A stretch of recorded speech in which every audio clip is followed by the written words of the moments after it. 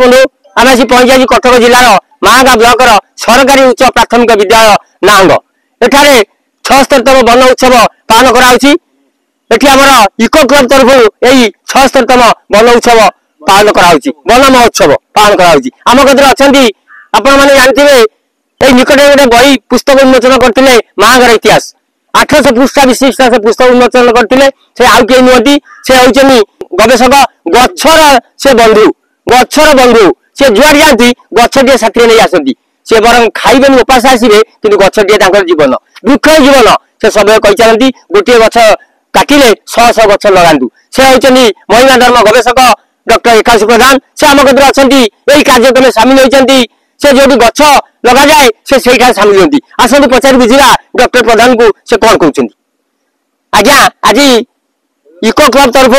नांग प्राथमिक सरकारी विद्यालय तरफ वनोत्सव 76तम वन महोत्सव से विषय कौन कहे आज 76तम वन महोत्सव सरकारी केंद्र उच्च प्राथमिक विद्यालय नांग तरफ कार्यक्रम कराउची। मु विशेष भाव में आह्लादित ये जो सरकारी उच्च प्राथमिक विद्यालय विभिन्न कार्यक्रम करुची ता भितर ये जो नियारा कार्यक्रम वन महोत्सव सप्ताह पाई ये जो वृक्षरोपण कार्यक्रम करिसेंती तांकर अनुष्ठान कर्मकर्ता एवं उपस्थित समस्त अतिथि की मु कृतज्ञता जनाऊँगी, साधुवाद जनाऊँगी, पिला मध्य स्वागत करुच्ची। आम तो निर्माण चैनल प्रतिनिधि कहते वास्तविक आमे जदि काटिबा गोटे गछ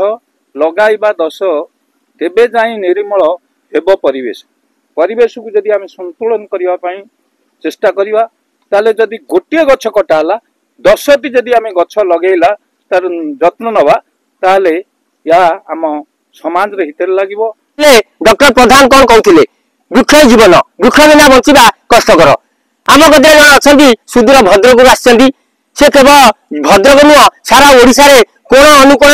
जो देखिए ना शुणुवे चित्तबाबू समाजसेवी प्रकृति मित्र प्रकृति बंधु गछ गछ से माँ परी भल पाती से आम कदर अच्छा आज पचारा से कौन कहते वृक्ष आमर कि उपकार आसे वृक्ष लगे कौन सुविधा आमको मिले वृक्ष विषय से आमको सम्यक सूचना देवे। आम घरटा एक्चुअली भद्रक भद्रक मुझे कटक जिलार महांगार मु रोचे मु वृक्ष विषय कौन कह वन उत्सव कौन आज मुझे सब सार पाखु देखी सबुदिन उत्सव से वन उत्सव करती आगे वन उत्सव कर सारे पिला पाठ पढ़ाती आउ सार पाखु शिखी जी गछ देखुं आमको शिखे सार मूल पानी दबा ये पानी दबा आरंभ करी यूठू मुझे आरंभ करी गछ दबा गछ बांटा किमी गचर मूल्य मुझे बुझी जहाँ आज एत बड़ उत्सव मुझे सारा मत डाकी मुझे खुशी हेली बढ़ी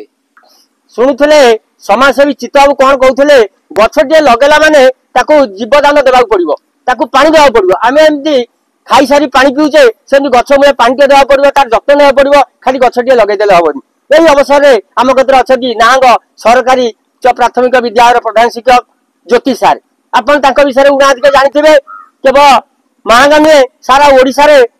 जेता फेसबुक खोलते देखुते नांग स्कूल गोटे कार्यक्रम चलती 12 मास 13 पर्व भाई स्कूल सीमित परिवेश छोट जगह किंतु ता देहरे से जेतिकी गछ लगेइछंती आपण माने देखिले आपन को खुशी लागिवो। आम कतिरे से अछंती ज्योति सार ताको पचारिबा से कोन कहउछंती।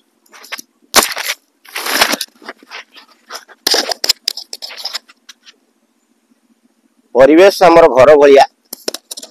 आम घर को जमी सुंदर भाव सजई रखी था परिवेश को जब सुंदर भाव सजई रखा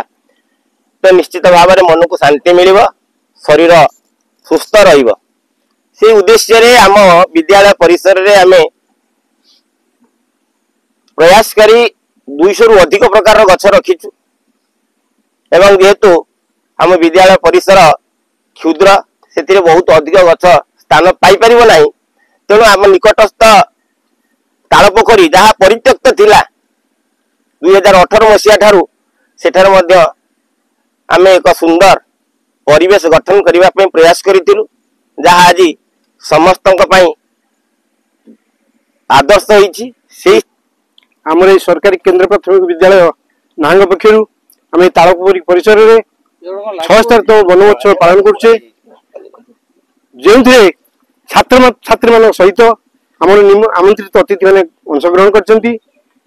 द्वारा पिला वार्ता देवा चाहूँ से माँ पे गछटे लगे सरकार स्लोगान माँ पे गछटे से उद्देश्य आज कार्यक्रम आम आयोजन करूँ विद्यालय परिसर सब पिला गछ व्यवस्था करूँ जहाँ यही कार्यक्रम में अतिथि मैंने आम सहित जोग आम निजी धन्यवाद सरकारी केन्द्र उच्च प्राथमिक विद्यालय नाहांग तरफ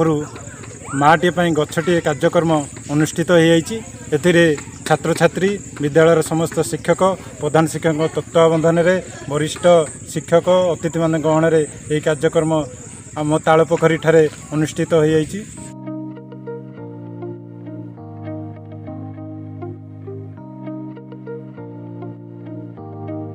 माहांगार नाहांग तालपोखरू विजय कुंवर रिपोर्ट निर्माण लाइव।